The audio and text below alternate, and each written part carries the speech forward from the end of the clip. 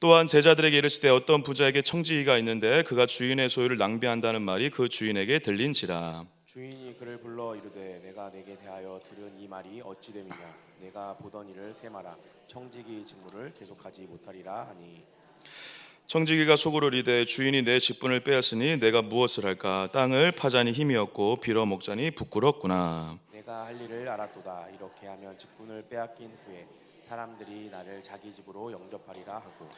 주인에게 빚진 자를 일일이 부르다가 먼저 온 자에게 이르되 내가 내 주인에게 얼마나 빚졌느냐. 말하되 길은 100마리니이다. 이르되 여기 내 증서를 가지고 빨리 앉아 50이라 쓰라 하고. 또 다른 이에게 이르되 너는 얼마나 빚졌느냐. 이르되 밀 100석이니이다. 이르되 여기 내 증서를 가지고 80이라 쓰라 하였는지라. 주인이 옳지 않은 청지기를 일을 지혜롭게 하므로 칭찬하였으니 이 세대의 아들들이 자기 시대에 있어서는 빛의 아들들보다 더 지혜로움이니라. 내가 너에게 말하노니 불의의 제물로 친구를 사기라. 그리하면 그 제물이 없어질 때 그들이 너희를 영주할 처소로 영접하리라. 지극히 작은 것에 충성된 자는 큰 것에도 충성하고 지극히 작은 것에 불의한 자는 큰 것에도 불의하니라. 너희가 만일 불의한 제물에도 충성하지 아니하면 누가 참된 것으로 너에게 맡기겠느냐. 너희가 만일 남의 것에 충성하지 아니하면 누가 너희의 것을 너희에게 주겠느냐. 같이요. 집 하인이 두 주인을 섬길 수 없나니 혹 이를 미워하고 저를 사랑하거나 혹 이를 중히 여기고 저를 경히 여길 것입니다. 너희 하나님과 재물을 겸하여 섬길 수 없느니라. 아멘. 아멘. 할렐루야. 이 수요 저녁 예배 또 나오신 여러분 한 분 한 분을 주님의 이름으로 축복합니다. 우리 옆에 분 바라보면서 인사해 볼까요? 잘 오셨습니다. 환영합니다. 축복합니다. 정말 잘 오셨습니다. 네, 다시 한번 인사해 주시고 손도 잡아 주시고 좋습니다. 감사합니다. 여러분들의 인생과 저의 삶 가운데 오늘도 여기 지금 하나님이 함께 하심을 잊지 않으시는 자들로 살아가시길 축복합니다. 내 힘으로 사는 것이 아니라 하늘의 힘으로 살기 위해선 존재 의식이 너무 중요한데 오늘 나의 존재가 하나님 안에서 얼마나 아름답고 존귀한 존재인지 오늘 찬양의 가사처럼 우리가 주님의 기쁨이 되길 원하지만 그 전에 이미 하나님께서 우리를 기쁜 존재로 바라보고 계시다는 사실을 잊지 않을 때 우리 안에 그 놀라운 하나님의 은혜와 그 폭포수와 같은 성령의 능력이 시작될 수 있다고 믿습니다. 여러분 한 분 한 분이 그렇게 기쁜 존재라는 것을 잊지 않으시길 축복합니다. 가슴에 손을 얹고 한번 이참에 한번 따라해 볼까요? 나는 하나님이 기뻐하시는 존재다. 다시 한번 나는 하나님이 기뻐하시는 존재다. 할렐루야. 네. 근데 몇몇 분이 나도 나를 기뻐하지 못하는데 하나님이 나를 기쁘게 생각하신다고 그런 표정이신데 아닙니다. 여러분 그런 생각 가지시면 안 돼요. 하나님이 기뻐하시면 됐죠. 할렐루야. 그러면 다른 사람이 어떻게 바라보든지 상관없습니다. 그 힘으로 사는 것이 예수의 사람이고 복음의 사람인 줄 믿습니다. 오늘 누가복음 16장 1절에서 13절 말씀을 가지고 거꾸로 있는 예수님의 비유 불의한 하나님이란 주제로 함께 마음을 나누고자 합니다. 오늘 불의한 청지기 비유인데요. 이 비유는 제가 정말 피하고 싶었던 비유 중에 하나입니다. 왜냐하면 이 비유에 대한 논쟁이 너무 많아요. 그리고 입장들이 너무 제각각이라 뭐 책을 참고한다는 것 자체가 너무 의미가 없어요. 지 하고 싶은 얘기, 죄송합니다. 자기 하고 싶은 얘기만 하다가 끝내는 것 같은 책을 보면 볼수록 본문을 연구하면 연구할수록 복잡해지는 오리무중으로 빠지는 본문 중에 하나가 이 불의한 청지기의 비유인데요. 이 비유를 시작하기에 앞서 간단한 자기 고백을 하자면요. 이 비유가 복잡한 만큼 저도 이 비유를 보면서 참 떠오르는 그 장면이 있습니다. 제가 그 신대원 때 설교 연구하는 작은 이 모임을 스터디 모임이 있었는데요. 코엘렛이라는 설교 연구 스터디 모임이 있었습니다. 그 연구 모임에서 제가 처음으로 맡았던 본문이 바로 이 본문이었습니다. 그리고 이 본문을 정말 제가 멋지게 발표를 했습니다. 할렐루야. 근데 그때 바로 누가 있었냐? 저희 아내가 있었습니다. 저희 아내가 그 모습을 보고 반해서 결혼을 했고 여기까지 와서 아기를 이제 곧 2명이 되는 아기 아빠가 됐습니다. 그래서 제가 이 비유를 할 때 분명히 저희 아내가 저한테 굉장히 잘하네 막 그러면서 막 칭찬했던 기억이 있거든요. 근데 제가 어제 그래서 물어봤어요. 이거 이 비유 그 비유 아니냐고. 제가 예전 자료 보면서 옛날 생각이 나서 물어보니까 저희 아내는 저의 생각과 달랐습니다. 난 그런 적이 없다라는 것입니다. 난 당신에게 이 비유를 발표한다고 반한 적이 절대 없었다라는 것입니다. 단지 그 안에 워딩 그대로 사용을 해드리겠습니다. 죄송합니다. 요놈 봐라, 약간 요런 눈빛으로 저를 바라봤다라고 하는데, 저는 그것이 저를 너무 멋지게 생각하고 저에게 반해서 역시, 그래서 아내가 저를 좋아하는 줄 알고 착각을 했는데, 저의 생각과 아내의 생각은 이렇게 다르고 비유는 난장판이 되는 그런 상황 가운데 있었는데요. 오늘 이 비유도 생각이 너무 제각각이죠. 그래서 많은 사람들이 이 비유를 분석한 결과 너무 분석하는 것 자체가 어려워서 마지막 구절 있죠. 오늘 읽었던 16장 13절의 말씀, 이 한 구절에 예수님의 어떤 의미가 담겨져 있을 것이다 해서 하나님과 재물에 대한 어떤 재태칭, 진짜 인생의 주인이 하나님이냐 재물이냐, 그러한 방식으로 결론을 짓는 경우가 많이 있습니다. 그런데 여러분, 그 결론이 너무 저에게도 오늘 우리가 나눌 본문 말씀, 제가 이제 같이 나눌 내용에도 포함되어 있지만, 저희가 이 비유를 조금 더 잘 이해하기 위해서 저와 여러분들에게 이 제안을 한 가지 드리겠습니다. 그것은 뭐냐면, 키워드를 잘 기억하는 방식으로 비유를 접근하시면 됩니다. 그래서 오늘 3가지 비유의 특징을 얘기 드리면서 키워드를 미리 말씀드릴 텐데, 그 키워드를 잘 가슴에 품고 이 비유를 보시면 어느 정도 전체적인 그림이 보이실 겁니다. 그 그림을 가지고 이해를 하시면 됩니다. 자, 첫 번째로 한번 따라해 볼까요? 비유는 과장과 역설이다. 무슨 말이냐 여러분, 이 비유를 많은 사람들이 이해 못하는 이유가 뭐죠? 불의한 청지기인데 칭찬을 받았다라는 것입니다. 말이 안 되는 거죠. 마치 이런 거죠. 저희 어머님이 자주 하는 실수이신데요, 따뜻한 아이스 아메리카노 좀 줘. 웃지 않으시는 분들은 지금 이해를 못하고 계시는 겁니다. 지금 이해가 지금 웃어야 정상이십니다. 따뜻한 아이스 아메리카노 좀 줘. 할렐루야. 저희 어머니가 아이스 아메리카노를 좋아하시는데요, 따뜻한 걸 찾고 싶을 때도 있잖아요. 따뜻한 아이스 아메리카노 줘. 이게 지금 그러한 상황인 거예요. 불의한 청지기인데 칭찬을 받은 거죠. 상황이 이상한 상황으로 지금 흘러간 거죠. 그러니까 이해가 안 되는 거예요. 예수님의 칭찬도 이해가 안 되고, 불의한 청지기가 도대체 칭찬할 거리가 뭐가 있냐라고 하면서 이해가 안 되는 방식으로 바라볼 수 없다는 것이죠. 그런데 여러분, 비유는 원래 이런 것입니다. 다시 얘기하면 비유는 반전을 얘기하고 역설을 얘기하고 과장을 얘기하는 것이죠. 그래서 여러분, 제가 단언컨대 제자들이 들었던 수많은 비유들 중에 이 비유가 가장 제자들의 가슴에 많이 남았을 거예요. 왜? 이해 안 되는, 말도 안 되는 얘기인데 그 이야기를 가지고 예수님이 정말 하고 싶었던 핵심을 잘 전해주셨기 때문에 제자들의 가슴 가운데 더 오래오래 남을 수밖에 없는, 여러분, 그래서 반전의 이야기, 역설의 이야기가 가슴에 잘 남잖아요. 기억에 잘 남잖아요. 말도 안 되는 이야기인데 그 안에 뭔가 진리가 숨겨져 있을 때 이해가 잘 되고 더 오래 기억에 남죠. 그거랑 마찬가지라는 것입니다. 그래서 제자들은 이 비유를 정말 단언컨대 오래 기억에 남는 강력한 임팩트를 담은 비유였을 것이 틀림없습니다. 그런데 제가 왜 과장과 역설이라고 얘기하냐면, 여러분들, 우리가 대화를 하거나 삶의 생활을 할 때도 많이 나타나는 경우지만, 우리가 진짜 중요한 목적, 진짜 중요한 핵심 내용이 있지만 그 내용을 위해서 과장을 하거나 극대화시키거나 거짓말을 하거나 그런 경우가 있죠. 예를 들면 이런 거죠. 저희 아버님도 제가 결혼할 때 굉장히 반대를 하셨는데, 반대한 이유가 뭐였냐면 얼굴이 못생겨서도 아니고 돈을 못 벌 것 같았었습니다.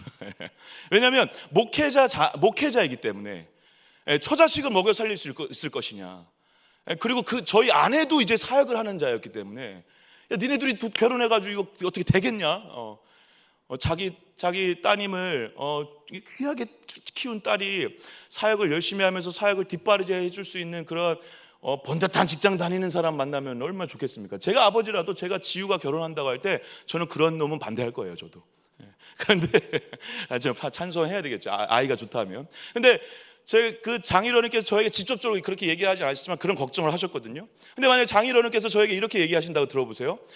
처자식을 먹여 살리기도 어려운 저를 보면서, 그리고 실제로 그렇게 먹여 살리기 어려운 상황에 놓여 있을 때 장인어른께서 야 임마, 네가 임마 결혼을 해가지고 처자식이 낳았으면 도둑질을 해서라도 처자식을 먹여 살려야지, 이렇게 만약에 얘기했다면 제가 가서 도둑질 해야 됩니까 여러분? 아니죠. 장인어른의 의도는 뭐죠? 처자식을 먹여 살려라 좀. 잘 좀 어떻게 해봐라. 이게 너의 인생의 정말 중요한 목적이 아니냐. 그리고 장인어른 입장에서 할 수 있는 최선의 말이죠. 그런데 그것을 얘기하다 보니 도둑질이라도 해라 라고 하는 방식으로 과장을 해서 얘기하신 거죠. 그 얘기를 듣고 제가 도둑질을 하면 안 되잖아요. 마찬가지라는 거예요. 지금 비유 얘기를 듣고 불의한 청지기하고 똑같이 하라는 게 아니라, 불의한 청지기의 이야기에 담겨진 어떤 요소가 있는데, 목적이 있는데, 그 내용을 잘 기억해 두라라는 것입니다. 불의한 청지기처럼 똑같이 하라는 게 아닙니다 여러분. 그래서 칭찬하신 게 아닙니다. 가서 그래 불의한 청지기처럼 똑같이 막 주인의 재산을 막 낭비하고 탕진하고 막 누구 막 빚 갚아주고 그러시면 안 됩니다. 그걸 지금 말씀하시는 게 아니죠. 그만큼 주님의 초점, 예수님의 초점은 이 불의한 청지기의 어떤 한 행동을 잘해서라기보다는 그 행동 안에 담겨져 있는 어떤 의미와 어떤 목적이 있는데, 그것을 지금 칭찬하고 있다는 것입니다. 그걸 이제 우리가 같이 찾아가 볼 예정입니다. 잘 기억해 두십시오. 두 번째, 한번 따라해 보겠습니다. 비유는 결론과 독자가 중요하다. 예, 그래서 제가 누구인지가 절대적이다 그렇게 좀 풀어서 설명을 했는데요. 결론과 독자가 중요하다. 왜냐하면 여러분, 비유를 보실 때 예수님의 비유를 지금까지 보셨잖아요. 그리고 앞으로도 계속 보실 텐데, 읽으시면서 여러분들 기억해야 될 사실은 뭐냐면, 이 비유를 예수님이 얘기하시면서 얘기를 풀어서 결론적인 얘기를 아예 얘기하시는 비유가 있어요. 그러니까 비유 중에 비유를 설명하지 않고 넘어가는 비유도 있는데, 대부분의 비유는 어떻게 하시냐면 비유를 하신 다음에 그 비유의 진짜 의미를 나중에 추가적으로 설명을 하신다고요. 이해가 되세요? 오늘 본문이 대표적으로 그래요. 오늘 본문의 비유는 1절부터 8절까지, 물론 8절 중반절까지긴 한데요, 8절까지예요. 그런데 이거에 대한 설명이 어디부터 나오죠? 9절부터 13절까지 나와요. 9절부터 13절 우리가 지금 다 살펴보진 않겠지만 동그라미를 한번 쳐보세요. 9절에 재물의 동그라미를 쳐보세요. 재물이란 단어가 두 번 나오죠. 재물이란 여기에 동그라미를 쳐보세요. 그리고 10절에 그 지극히 충성된 것에 충성이란 단어에 동그라미를 쳐보세요. 충성이 지금 두 번 나오죠. 그리고 11절에 다시 재물의 동그라미를 쳐보세요. 그리고 여기에는 지금 색깔은 표시되지 않았지만 충성이라는 단어에 또 동그라미 쳐보세요. 11절에. 그리고 12절에 다시 충성이라는 단어에 동그라미 쳐보세요. 그리고 13절에 재물과 하나님이라는 단어에 동그라미를 쳐보세요. 지금 예수님이 비유를 끝내고 나서 설명을 하셨는데, 설명하는 거에 핵심적인 단어들이 등장해요. 어떤 단어들이죠? 대충 얘기하셔도 괜찮아요. 대충. 첫 번째, 재물, 충성, 하나님. 자, 됐습니다. 돌아가시기 바랍니다. 지금 예수님이 이 얘기하고 싶은 거예요. 재물에 대해서 뭔가 얘기하고 싶으신 거예요. 충성에 대해서 뭔가 얘기하고 싶은 거예요. 근데 재물과 충성을 얘기하다 보니 뭘 얘기할 수밖에 없냐면, 나중에 다시 말씀드리겠지만 하나님을 얘기할 수밖에 없는 거예요. 이해가 되세요? 그래서 이 주제는요, 사실 제자들에게 하기 때문에 더 주제가 명확히 드러나는데, 1절 이 비유를 듣는 독자들이 누군지 잘 보시기 바랍니다. 1절 같이 한번 읽어볼까요? 1절은 같이 한번 읽겠습니다. 시작. 또한 제자들에게 이르시되 어떤 부자에게 청지기가 있는데 그가 주인의 소유를 낭비한다는 말이 그 주인에게 들린지라. 보이세요? 저기 주제가 다 나와버렸어요. 독자를 잘 봐야 된다 그랬죠. 결론을, 내용을 잘 봐야 되고 독자를 잘 봐야 되는데, 이 비유의 독자가 누구라고요 여러분? 제자들이에요. 제자들. 여러분, 제자들은 누구죠? 예수님의 제자들은 나중에 어떤 자들이 되는 자들이죠? 하나님 대신 청지기 역할을 해야 되는 자들이죠. 그래서 청지기 비유가 나오는 거예요. 그러면 이 단어들 다시 한번 연결해 볼까요? 재물, 충성, 하나님, 제자들이 삶의 여정에서 밟아야 될 삶의 모습, 청지기. 뭔가 지금 하나의 그림이 그려지시죠. 이 단어들을 가지고 예수님이 하고 싶은 얘기가 있으셨다라는 것입니다. 그런데 우리가 오해를 좀 걷기 위해서, 오해를 하지 않기 위해서 한 가지를 제가 좀 명확히 말씀드리고 가고 싶은 부분이 있는데, 그게 뭐냐면 이 문장 중에 9절에 불의의 재물이라는 단어와 그리고 11절에 불의한 재물이라는 단어에 불의를 여러분 지우시고 세상이라는 단어를 그냥 써주시면 좋을 것 같아요. 왜냐하면 지금 이 불의의 재물이라고 이렇게 해석을 해버리면 어떤 오해가 있냐면, 재물 자체가 어떠한 불의한 방법으로 인해서 얻어진 것처럼 느껴질 수 있기 때문에 그렇습니다. 뭐 부동산 투기라든가 뭐 사기를 친다든가 그러한 불의한 재물을 얘기하는 게 아니거든요. 재물은 여러분 원래 재물 그 자체로 필요하고 중요한 거죠. 근데 이것을 어떻게 쓰느냐에 따라서 불의한 게 될 수 있잖아요, 그죠? 그래서 이것을 가치 중립적이다라고 표현을 하기도 한다는데, 그러한 대상인데 우리가 이 불의한 재물 이 단어 때문에 예수님이 돈 어떤 돈이든 잘 써가지고 좋은 곳에 쓰라는 얘기인가 보다. 열심히 투기해가지고 돈 많이 이빠이 벌어가지고 그걸로 어르신 사람 도와줘야 되겠다. 여러분 그렇게 생각을 하시면 안 됩니다. 여기서 그러한 재물이 아니라 그냥 재물, 불의한 세상 속에서 사용되는 일반적인 재물을 얘기한다는 거예요. 그런데 그 재물을 사용하는 누구? 청지기로서의 자세를 지금 얘기하고 있다라는 것입니다. 그게 지금 전체적인 주제의 핵심 내용 중에 한 부분이라는 것이죠. 자, 세 번째 따라해 보겠습니다. 비유도 흐름이 중요하다. 자, 무슨 말이에요, 여러분? 오늘 1절 말씀 다시 한번 읽어보겠습니다. 1절을 이렇게 시작하고 있어요. 또한 제자들에게 이르시되. 여러분, 또한이라는 단어가 들어갔다는 것은 앞에 어떠한 말씀을 하셨는데 그 말씀과 이 비유가, 이 내용이 연결이 된다는 겁니까? 안 된다는 것입니까? 된다는 것입니다. 관련이 있다는 것입니다. 같이 생각을 해줘야 된다는 것입니다. 이해가 되십니까, 여러분? 근데 여러분 15장에 그 유명한 무슨 비유가 나오죠? 한 드라크마, 한 마리의 양, 한 드라크마 탕자. 근데 이 비유를 시작하시면서 했던 이 배경이 있는데 15장 1절 2절 제가 한번 읽어볼게요. 15장입니다. 모든 세리와 죄인들이 말씀을 들으러 가까이 나아오니 바리새인과 서기관들이 수군거려 이르되 이 사람이 죄인을 영접하고 음식을 같이 먹는다 하더라. 그리고 나서 무슨 비유를 시작하시죠? 한 마리 양, 한 드라크마, 한 탕자 이야기를 하시는 거예요. 이거 누구한테 하신 얘기죠, 여러분? 바리새인과 서기관들에게 하신 얘기죠. 그래서 여러분 잘 아시다시피 이 비유의 한 탕자 비유의 마지막 주인공 누가 등장하죠, 여러분? 큰아들이 등장합니다. 큰아들이 자기가 돌아온 탕자, 돌아온 동생을 보면서 아버지하고 같이 기뻐하지 않아요. 기뻐하지 않고 오히려 질투해요. 왜 저런 이렇게 허무맹랑하게 평생을 살았던 이 아이를 돌봐주냐, 아버지 왜 받아주냐라고 하면서 원망해요. 자기는 이미 모든 것을 누렸음에도 불구하고, 이미 용서받았음에도 불구하고, 더 많은 것들을 누릴 수 있음에도 불구하고 그렇게 죄지어서 돌아온 자를 받아들이지 못해요.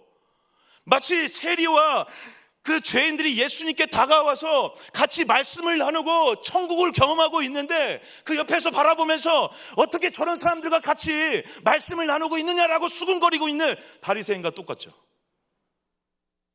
그래서 이 비유는 사실 15장의 비유의 핵심은 하나님이 한 영혼을 그만큼 귀하게 여기신다. 근데 그 한 영혼을 귀하게 여기시는 하나님의 마음과는 다르게 누가? 바리새인과 서기관들은 그 한 영혼을 귀하게 여기지 않는다. 그 큰아들이 너네들 아니냐? 라고 하면서 반문하는 심정으로 예수님이 비유를 얘기하신 거죠. 그 15장의 핵심은 한 영혼이었어요. 한 영혼에 대한 하나님의 마음이었죠. 한 마리의 양을 잃는 거, 한 드라크마를 잃어버리는 거, 그리고 한 사람의 탕자를 잃어버리는 것이 하나님의 마음이고 그 잃어버린 사람을 찾는 것이 하나님의 마음이다. 너네도 이런 마음을 좀 가지면 안 되겠니? 라고 하면서 얘기를 했는데 바리새인들이 그 얘기를 듣고 정신을 차리지 못했던 것 같아요.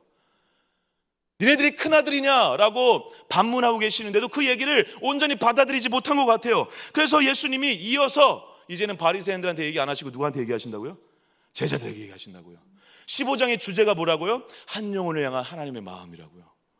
한 영혼에 대한 하나님의 마음으로 이제 제자들에게 어떻게 하라는 거예요? 너네들도 바리새인처럼 저러지 말고 한 영혼을 향한 하나님의 마음으로 영혼을 바라보고 사람을 바라봐야 된다는 것입니다.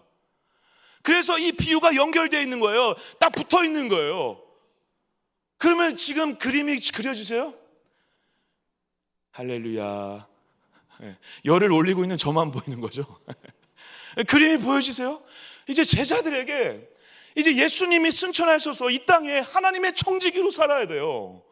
근데 하나님의 청지기로 사는 것이 돈 잘 쓰는 게 중요한 게 아니라 그것이 들어가 있지만, 하나님의 청지기로 사는 자가 잊지 말아야 중요한 것이 있는데, 한 영혼을 하나님의 마음으로 끝까지 바라볼 수 있어야 된다는 것입니다.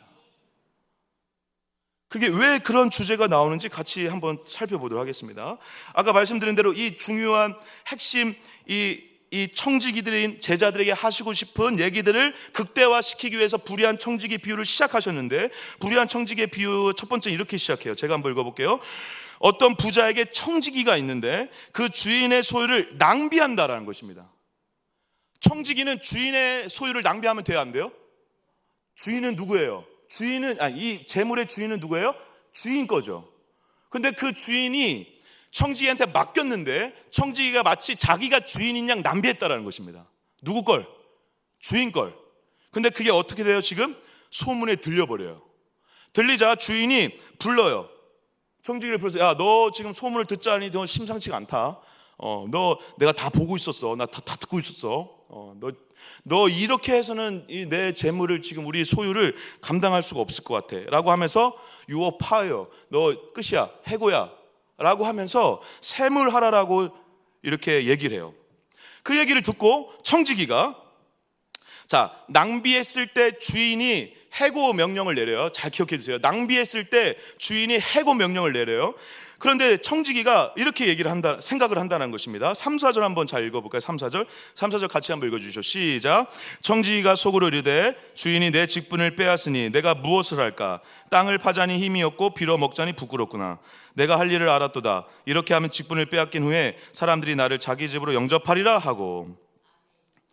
3절에 이것이 두려워서 4절에 이제 구체적으로 해야 할 일을 얘기하는데, 이렇게 해야 내가 그들이 나를 자기 집으로 영접하리라 하고 보이는 행동이 뭐예요? 5절, 6절, 7절이에요. 어떻게 해요? 주인에게 빚진 자들을 불러서 어떻게 하죠? 빚진 것을 탕감해줘요. 자, 주인이 낭비했을 때 해고 명령을 내렸어요. 그런데 이 해고 명령을 듣고 이 청지기가 뭐라고 막 생각을 하더니 어떻게 하냐면 주인에게 빚진 자들의 빚을 탕감해줘요. 사람들을 불러서. 그 탕감해준 다음에, 그러면 탕감해준 것도 누구의 재물을 낭비한 거죠, 여러분? 주인의 재물을 낭비한 거예요. 그러면 원래 방식대로 하면 주인의 재물을 낭비했을 때 처음에 어떻게 됐다고요? You fire, 너 해고야, 너 끝이야 라고 했는데, 주인의 재물을 똑같이 낭비했는데 지금 뭐라고 얘기하고 있어요, 주인이? 7절 제가 읽어볼게요. 또 다른 이에게 이르되 너는 얼마나 빚졌느냐 이르되 밀 100석이네 이르되 여기 내 증서를 가지고 80을 하라 하는 자. 이때 8절 읽을게요. 주인이 이 옳지 않은 청지기가 이를 지혜 있게 하였으므로 칭찬하였으니. 자, 낭비를 했으면 해고를 했어요. 그래서 해고를 하는 게 정상이에요. 지금도 지금 빚을 탕감해 주면서 주인의 재산을 낭비했기 때문에 내쫓아야 돼요. 근데 주인이 어떻게 했다고요? 칭찬을 했어요. 그럼 이 두 앞뒤 맥락에서 다른 건 딱 한 가지밖에 없어요. 어디? 아까 읽었던 어디? 청지기의 생각을 한번 보자는 거예요. 지금 4절이 그래서 핵심이에요. 핵심. 4절이 지금 뭔가 있는 거예요. 지금 똑같이 낭비를 했는데 하나는 지금 파이어, 너 해고라는 명령을 당하고, 하나는 아니다, 너 칭찬받을 만하다, 지혜 있다라고 하는 거예요. 그러면 뭐라고 생각했기 때문에 그럴까? 4절 한번 다시 한번 읽어보겠습니다. 4절 시작. 내가 할 일을 알았도다.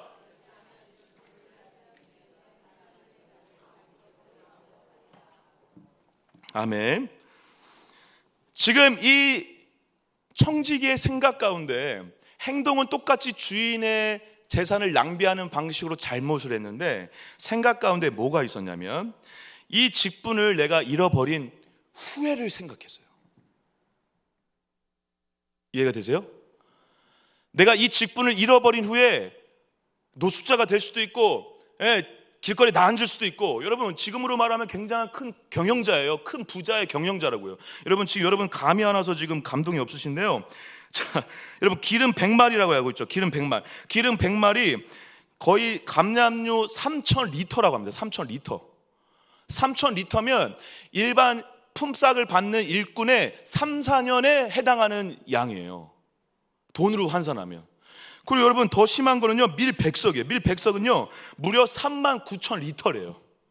39,000리터를 누가 빚졌어요. 그거는 품삯, 일꾼 품삯으로 따지면 무려 8년에서 9년에 해당하는 품삯이래요. 그럼 빚을 이 정도 줬다면 주인은 얼마나 부자인 거예요 도대체?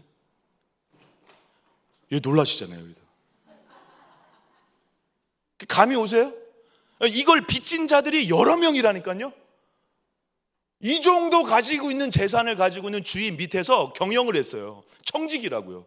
권력이 있어요 없어요? 힘이 있어요 없어요? 좋은 자리에 앉아요? 좋은 자리예요. 근데 이 자리에서 파이어 당해서 파이어. 끝. 이 후회를 생각했어요. 누가? 청지기가. 그래서 보세요. 내가 할 일을 알았도다. 이렇게 하면 직분을 빼앗긴 후회를 생각하고 있다는 거예요. 그리고 두 번째는 이게 이제 더 중요한데요. 사람들이 나를 자기 집으로 어떻게 한다? 영접한다. 영접한다라는 단어를 동그라미 치시고 잘 기억해 두시기 바랍니다. 영접한다라는 것은 헬라 원어적으로 맞이한다, 받아들인다라는 의미가 있습니다. 근데 이 단어는요, 언제 주로 많이 사용하냐면 주님께서 우리를 받아주셨을 때 쓰는 단어가 바로 영접하다, 맞이하다라는 단어입니다. 그러니까 마치 지금 뭔가 구원의 어떤 메시지를 담아내고 있는 거예요. 의도적으로 지금 비유해서. 다시 말씀드리면 여러분, 지금 자기가 빚을 탕감해주면 이 사람들이 나를 어떻게 해준다? 환영해주고 맞이해주고 받아준다. 그러니까 살 길이 열린다 안 열린다? 열린다. 이거를 지금 칭찬하는 거예요. 동의가 안 되시는 얼굴 주시네. 지금 이게 칭찬이 되셔야 돼요.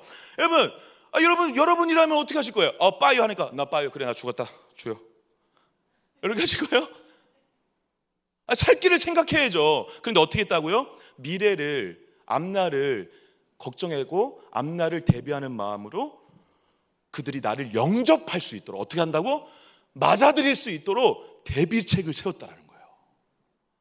그런데 그 방법은 너무 불이해. 왜? 주인의 재산을 또 어떻게 했어? 다 탕진해버려. 여러분 막 2, 3년씩 막 깎아주고 있어요 지금. 막 220석, 막 50석, 막 20리터를 막 깎아주고 있다고요. 주인의 재산을 낭비하고 있지만 그가 나중을 생각하고 미래를 대비하고 있다라는 것 자체가 굉장히 중요한 칭찬거리였다라는 것입니다. 그래서 지혜 있다라는 단어 잘 기억해 두십시오. 프로니모스라는 이 헬라어는 원래 어떤 뜻이 있냐면 약삭 빠르다라는 거예요. 약삭 빠르다. 느낌이 오세요? 주변에 약삭 빠른 사람 많이 있죠. 저 녀석은 진짜 약삭 빨라. 얄밉죠. 약삭 빨라. 막 한 하루 이틀 막 앞을 내다봐 막 내다보고 잘하죠 뭔가. 발 빠르게 움직이고. 지금 그래서 의도적으로 프로니모스라는 단어를 써서 지혜롭다, 약삭빠르다는 단어에 뭐가 들어가 있어요? 이미 미래를 생각하고 대비하는 자의 성격이 들어가 있잖아요. 그걸 지금 칭찬하는 거예요. 지혜롭다라는 거예요. 야, 너 진짜 대단하다. 지혜롭다라고 이제 칭찬하시는 거죠. 그렇게 해서 그러면 저와 여러분들에게 이 청지기처럼 그런 미래 대책 잘하면서 우리한테 잘 살라고 얘기하신 걸까요? 그러면 이 비유에서 끝내야죠. 그런데 추가 설명을 달고 있다는 게 지금 중요한 거예요. 무슨 말이죠? 아까 말씀드린 것처럼 중요한 핵심 내용이 있는데 그것을 위해서 앞에 이야기를 과장했다고요. 예수님이 하실 얘기는 이 지혜를 칭찬받은 이 여기에 초점을 둬서 더 확대해서 해석을 하고 계세요. 무슨 말이냐면 8절 9절 제가 한번 읽어볼게요. 잘 보세요. 주인이 이 옳지 않은 청지기가 이를 지혜 있게 하였으므로 칭찬하였으니 앞을 내다봤다라는 것입니다. 이 세대 아들들이, 이 세 아들들 누구예요? 이 세상 사람들, 믿지 않는 자들이 자기 시대에 있어서는 빛의 아들들 누구예요? 저와 여러분들, 믿는 자들, 하나님의 백성들보다 어떻다? 지혜롭다. 앞을 잘 내다본다는 거예요. 실제로 그렇죠. 대책 잘 세우죠. 예, 지금 앞날을 잘 살펴보고 내가 80세까지 살아야 되니까 노후 대책 잘 하잖아요. 여기 노후 대책 다 잘 하시잖아요. 아니에요? 네, 안 했어요. 그래도 하긴 해야죠. 네. 그런데 여러분, 빛의 아들들보다는 그렇게 잘 하지만 그거 미래 대책 잘 하라는 게 아니라 이제 9절부터 덧붙이고 있는 걸 잘 보십시오. 제가 읽어볼게요. 내가 너희에게 말하노니, 누구한테 얘기하는 거예요, 여러분? 예수님이 제자들에게 얘기하시는 거예요. 이거의 내용에 비유해서 불의의 재물, 그러니까 세상 재물로 친구를 사귀라. 그리하면, 자, 중요합니다. 그 재물이 없어질 때 그들이 너희를 영주의 초소를 어떻게 한다? 영접한다. 아멘 해주셔서 감사합니다. 영접한다. 여러분, 이 영주할 초소를 제가 원어적으로 살펴보니까요, 그런 의미가 영원한 초소. 우리가 쉽게 이해하려면 어떤 걸로 이해하면 되죠, 여러분? 천국, 하나님의 나라, 영원한 처소에서 사람들이 어떻게 한다고요? 나를 맞이하면서 어떻게 한다? 영접한다고요. 환영한다고요. 맞이해 준다고요. 예. 그럼 뭐예요? 지금 불의한 청지기는 10년, 20년 후 기껏해야 미래를 내다보는 방법으로 했는데, 얘네들아, 마치 이런 거죠. 얘네들아, 그래, 이 땅에 살면서 지혜롭게 약사빠르게 잘해서 먹고 사는 문제 잘 해결하고 70, 80평생 살아갈 지혜를 잘 활용하는 거, 그래, 좋다. 또 필요할지 모르겠다. 그런데 그것을 못한다고 낙심하지 마라. 그것을 잘 못해도 괜찮다. 너네들에게는 더 중요한 지혜가 있다. 너네들은 더 중요한 지혜를 기억해야 된다. 너네들이 진짜 발휘해야 될 지혜는 영원을 생각하는 지혜다 라는 것입니다. 영원한 처소를 생각하는 마음으로 재물을 보라라는 것입니다. 사랑하는 동갑교회 성도 여러분, 노후 대책을 열심히 세우신 거 제가 비난하고 싶은 마음은 추워도 없습니다. 저희들 목회자들도요, 지금 가장 큰 문제가 뭐냐면 목회 은퇴 이후에 어떻게 될 거냐, 그것 때문에 막 연금을 만들어야 된다, 그런 얘기가 많이 나오고 있어요. 노후 대책 때문에 그렇죠. 물론 고민을 해야죠. 생각을 해야 되지만 그것이 목적이 되어서는 안 된다는 것입니다. 여러분들은 죽음 이후에 사후 대책이 있으십니까? 여러분들은 죽음이 끝난다고 하는 이 종말론적인 이 사고 속에서 살고 계십니까? 예수님이 지금 그걸 도전하시는 거예요. 이 세상은 끝난다라는 것입니다. 그런데 영혼이 있다라는 것입니다. 그 영혼을 생각하고 대비하라는 것이랍니다. 그게 진짜 지혜라는 것입니다. 불의한 청지기가 10년, 20년 바라본 거 그 차원의 문제가 아니라 영원을 생각하라. 영원한 미래 때문에, 영원한 미래, 너의 도움 때문에 누군가가 구원받아서 천국에서 너를 환영해 줄 거를 생각하라는 것입니다.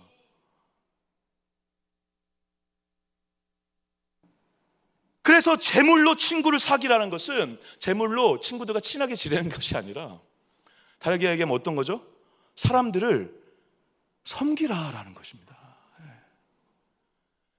우리말로 굳이 얘기하자면 구제하고, 전도하고, 우리가 가진 재물을, 그리고 이 다음 문단에서 나오지만 재물뿐만 아니라 어떤 것까지 확대가 될 수 있죠? 하나님이 주신 모든 것, 청지기로서 우리에게 주신 모든 것, 여러분, 재물뿐 아니라 더 많은 것들을 더 많이 주셨죠. 가족도 주셨죠. 능력도 주시고, 권력도 주시고, 은사도 주시고, 재능도 주시고, 다 주셨잖아요. 그 모든 청지기적으로 받은 모든 것, 그 모든 것을 어디에 쓰는 거? 사람을 돕고 그 사람이 구원받는데 쓰는 거. 어디를 생각하면서? 영원한 처소를 생각하면서. 그게 지혜롭다라는 것입니다.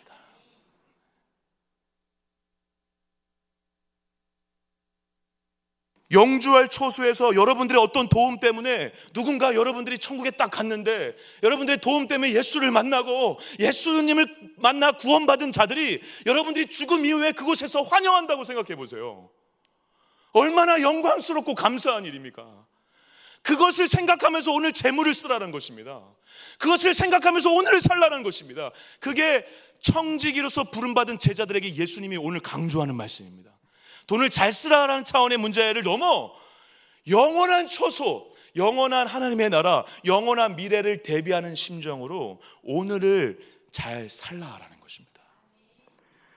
여러분, 사실 그렇지만 이 사후 대책, 이 종말론적 관점에서 재물을 사용하는 거, 이것은 여러분 계속 사실 반복되었던 얘기이기도 합니다. 예수님이 실제로 노골적으로 누가복음 12장에는 이런 얘기도 하시잖아요. 누가복음 12장 33절입니다. 제가 한번 읽어볼게요. 너의 소유를 팔아 구제하여 낡아지지 아니하는 배낭을 만들라. 그 하늘에 둔 바 다함이 없는 보물이니 거기는 도둑도 가까이 있는 일이 없고 좀도 먹는 일이 없느니라. 사랑하는 제자들아, 니네들이 바리새인처럼 돈 좋아하는 애들이고 돈을 따라가는 자들이 아니라면, 예수님 믿는 자들이라면, 하나님 대신에 이 땅의 청지기로서 부름받아 모든 것을 가진 자지만 내 것이 아닌 자로 살아가는 자들이라면, 너네들이 이것을 가지고 영원한 하나님의 나라를 기대하며 그곳에서 만날 사람들을 기대하며 사람들을 섬기고 교제하고 나누고 베풀고 전도해라. 그렇게 될 때 하늘에 영원히 썩지 않는 보화가 쌓이는 것이나 다름없다라고 얘기하는 것입니다. 저는 여러분에게 헌금 많이 해서 구제 활동을 하시라는 얘기를 드리는 것이 아닙니다. 여러분들의 모든 재물과 모든 삶의 영역들에 사용되고 있는 그 모든 것들이 목적이 무엇인가를 지금 생각하셔야 된다는 것입니다. 제가 이 생각하면서 말을 만들어 보세요. 좀 유치하지만 여러분, 세상 재테크보다, 따라해 볼까요? 세상 재테크보다 천국 재테크를 잘하자. 제가 만들었습니다. 어디서 써먹을 때 꼭 제 이름을 얘기해 주시기 바랍니다. 세상 재테크보다 천국 재테크를 잘해야 된다는 것입니다. 여러분, 구제와 전도를 그래서 열심히 하셔야 돼요. 특별히 이번에 우리 동해 전도 축제를 하면서 어떤 집사님이 그러한 고백을 하시더라고요. 매주 막 뭐 음식을 만들어서 싸주고 막, 목사님, 처음에 그분이 그러셨어요. 목사님, 이거 꼭 해야 됩니까? 뭐 너무 형식적인 거 아닙니까? 그래서 제가 일단 해보십시오. 그래서 그분이 우리가 매주 복음 미션 나가는 것보다 더 과하게 어떤 영혼을 섬겼어요. 진짜 맛있는 것도 사주고 신앙 서적도 막 사주고, 기대는 안 했지만 열심히 사줬어요. 근데 여러분, 놀라운 일이 벌어졌죠. 어떻게 됐을까요? 교회로 오셨어요. 물론 교회를 오든 안 오든 괜찮습니다. 더 중요한 건 예수를 만나는 일이지만, 그분의 고백에서 처음에는 그것이 소용이 없다라고 생각했지만 영혼을 생각하는 마음으로 섬길 때 하나님께서 그 일을 통해 하나님의 일을 또 하신다라는 것입니다. 저와 여러분들의 삶 가운데 세상의 그런 지혜, 그래서 지상의 미래를 든든하게 하는 것도 물론 필요하지만 이것들 못한다고 너무 낭망하지 마시고 낙심하지 마시고 더 영원한 미래를 바라보는 진짜 지혜로 오늘 재물을 잘 사용하시는 저와 여러분들 되시길 축복합니다. 잘 사용한다는 것은 어떻게 한다는 거고요? 사람에게, 영혼을 섬기는 것입니다. 그래서 지금 15장과 16장이 다 한 영혼을 얘기하는 것입니다. 한 영혼을 향한 하나님의 마음을 얘기하시는 것입니다. 천하보다 귀한 금쪽 같은 한 영혼을 니네들이 섬길 때 청지기로서의 삶을 잘 사는 것이다. 지혜 있는 청지기이다. 불의한 청지기가 아니라 지혜 있는 청지기이다 라고 얘기하시는 것이죠. 부디 이 길을 가시는 저와 여러분 되시길 축복합니다. 그래서 이렇게 지혜롭게 사용한 자를 추가적으로 이제 10절부터 설명을 하시는 거예요. 10절부터 11절, 12절은요 쉽게 얘기하면 이겁니다. 뭘 얘기하는 거냐면 재물을 영혼을 생각하면서 영혼을 위해서 써요. 영혼을 생각하면서 영혼을 위해서 쓰는 자가 충성된 자예요. 그래서 의도적으로 지금 그러한 말씀을 대칭적으로 얘기를 하고 있습니다. 10절에 지극히 작은 것과 너희가 11절에 너희가 만일 불의한 재물에도 충성하지 아니하면, 충성된 것과 불의한 것들 대칭하고 있죠. 그런데 충성된 것은 뭐라고 여러분?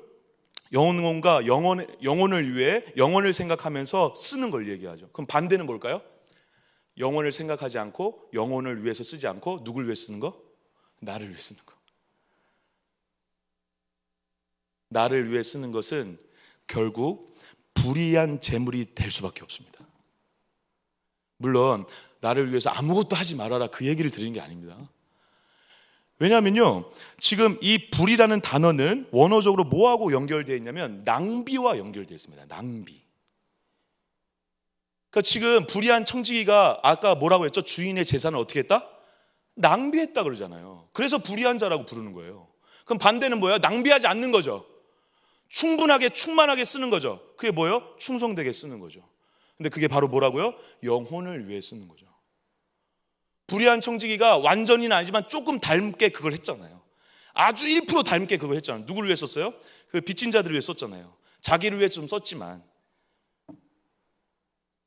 그걸 얘기하는 거죠. 그래서 여러분, 충성과 영혼을 위해 쓰는 것은 연결될 수밖에 없습니다.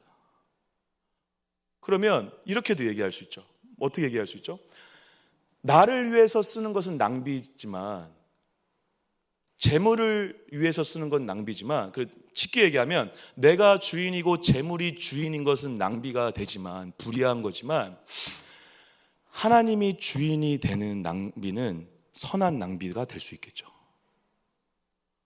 그래서 뭐의 이야기로 넘어오는 거예요? 11절까지 충성에 대한 이야기를 하다가 이제 어디로 넘어오는 거죠? 13절 마지막 절에 주인이 누구이냐를 묻고 있는 거예요. 지금 하나님이 주인인 것을 아는 자는 낭비가 아니라는 거예요. 그리고 실제로 낭비할 수가 없죠. 여러분 생각을 해보세요. 하나님이 내 인생의 주인이에요. 나는 청직이에요. 그 사람이 하는 모든 것들, 영혼들을 위해서 쓰는 모든 것들이 낭비겠어요, 여러분? 아니죠.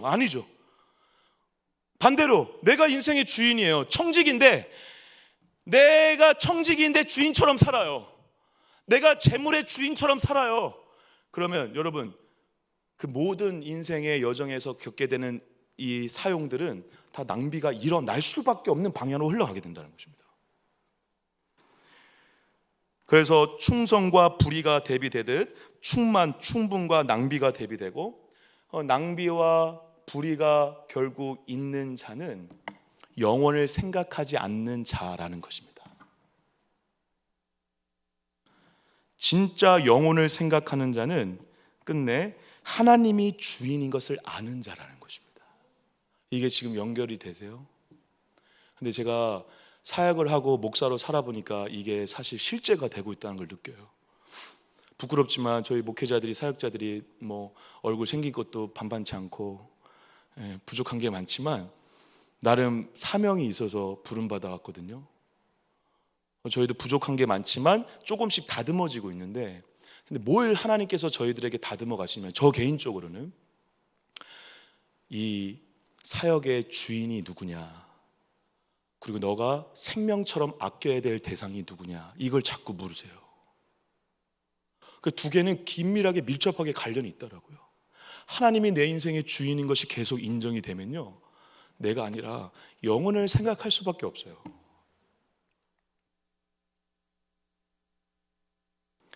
하나님을 진짜 사랑하고 예배하는 자는요, 자기의 어떠함 때문에 분내고 남의 어떠함 때문에 화내는 자가 아니라, 하나님이 주인이신 자는 남이 구원받는 문제에 관심이 있을 수밖에 없어요. 저와 여러분들의 인생의 주인은 누구세요? 설교 강단에서 우리 사역자들과 담임 목사님들이 매일 강조하는 그 말씀을 들으시면서 오늘 진짜 내 인생의 주인이 하나님이고 난 청직이다라고 하는 이 인식이 있으세요? 이게 있을 때 여러분들의 인생 가운데 천하보다 귀한 한 영혼을 향한 하나님의 마음이 부어지는 거예요. 전도 축제가 이제 끝나갑니다, 여러분. 저는 끝난 이유가 더 중요하다고 생각합니다. 여러분들의 인생의 목적이 어디 있으세요? 이 땅이세요? 이 땅에 잘 먹고 잘 사는 거세요? 그건 인생의 주인이 하나님이 아니라는 증거고 영혼에 대한 마음이 없다라는 증거입니다. 근데 내 인생의 주인이 하나님이고, 그래서 영원한 처소에서 나를 맞이할 사람들을 만날 것을 기대하고 있고, 그래서 오늘 청지기로 살아가는 나의 인생 가운데 가장 중요한 것은 내가 가지고 있는 모든 재물과 은사와 달란트를 통해 그 한 영혼을 섬기는 거다라고 얘기하는 자, 이 제가 지혜로운 청지기라는 것입니다.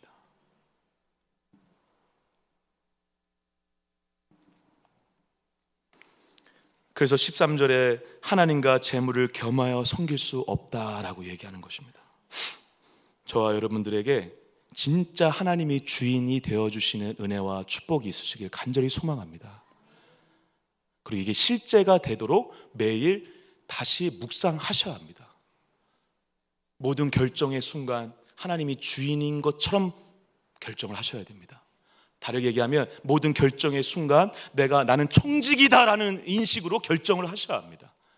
모든 결정의 순간 나는 주인께 맡겨진 자다라는 인식으로 살아가실 때 영원한 처소에서 우리를 맞이할 사람들과 함께 천국의 길을 걸어가는 영광과 기쁨을 누릴 수 있게 될 줄 믿습니다. 그런데 여러분, 제가 이 본문 말씀을 묵상하면서 이제 마쳐야 되는데요, 주인을 하나님이라 아는 것이 너무 중요한데 하나님을 나의 인생의 주인으로 알아가기 위해선 너무도 당연한 얘기지만 주인이 어떤 분인지를 알아가는 것이 너무도 필요합니다. 주인이 어떤 분인가를 알아가면 알아갈수록 이걸 배워갈 때 여러분들이 청지기의 삶을 제대로 살아갈 수 있습니다. 청지기의 삶은, 불의한 청지기의 인생의 반전은 어디에서 일어났냐면 주인이 어떠한 자인지를 알았을 때 일어났습니다. 제가 이 부분 때문에 참 큰 은혜가 있었는데요, 2절 3절 제가 한번 이제 마지막으로 읽고 정리하겠습니다. 16장 2절 3절입니다. 우리 같이 한번 읽어주실까요? 시작. 주인이 그를 불러 이르되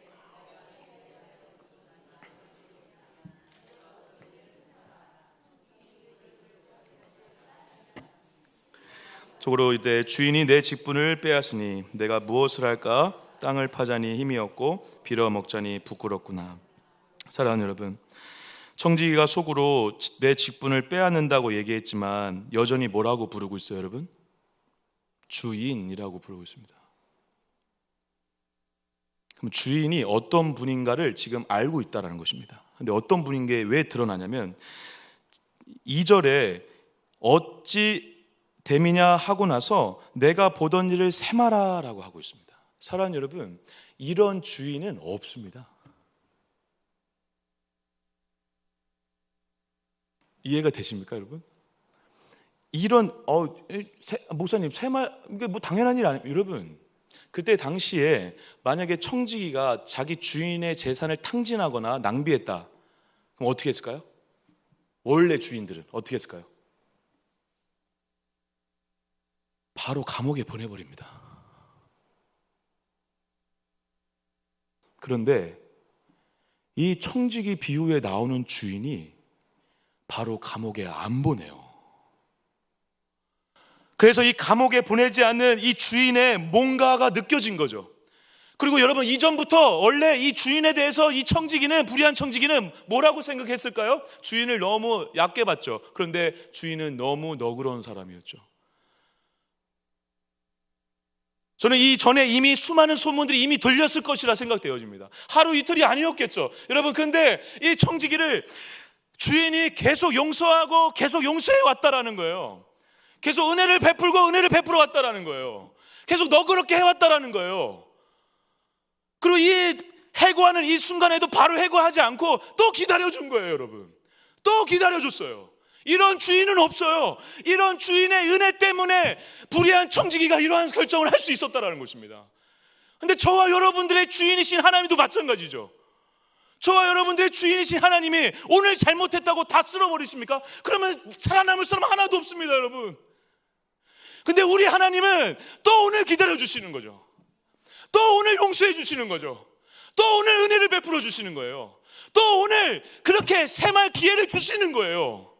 기다려 주시는 거예요. 네가 어떻게 하나 한번 보자. 나는 널 기다릴게 라고 우리를 기다리시는 그 하나님의 은혜와 너그러움과 용서와 무궁하심, 어쩌면 말도 안 되는 낭비적인 사랑을 하고 계신, 말도 안 되는 의미 없는 사랑을 하고 계신 그 하나님의 용서와 사랑으로 저와 여러분들이 이 자리에 앉아 있다라는 것입니다.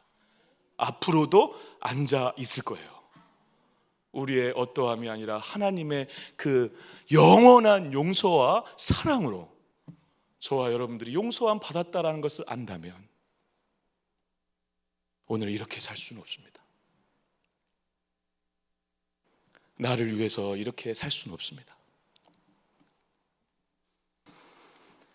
자기 사랑하는 아들을, 독생자 아들을 십자가에 못 박혀서 우리를 살린 게 공의로운 하나님이십니까, 여러분?